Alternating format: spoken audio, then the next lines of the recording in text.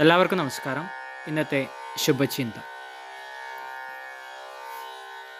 ചില ചൊല്ലുകൾ ഓർക്കുകയാണ്. പല്ലുകളെല്ലാം കൊഴിഞ്ഞതിനു ശേഷം അണ്ടിപ്പരിപ്പ് കുറിക്കാൻ കിട്ടിയിട്ട് എന്തു കാര്യം? മുടി മുഴുവൻ കൊഴിഞ്ഞു പോയതിനു ശേഷം ഒരാൾക്ക് സമ്മാനമായി ഒരു ചീർപ്പ് കൊടുക്കുന്നത് കൊണ്ട് എന്തു പ്രയോജനം? ഇതുപോലെയാണ് ജീവിതം പകുതിയിലധികം പിന്നിട്ടതിനു ശേഷം ബുദ്ധി ഉറച്ചിട്ടെന്തു വിശേഷം? പോയ കാലം തിരികെ കിട്ടില്ലല്ലോ. കാലം കഴിഞ്ഞിട്ടല്ല, നല്ല കാലത്ത് തന്നെ വേണ്ടത് തോന്നണം. ഓരോ അനുഭവവും ഓരോ പാഠമാണ്. പഠിക്കാനുള്ളത് വേണ്ട സമയത്ത് തന്നെ ഉൾക്കൊള്ളണം.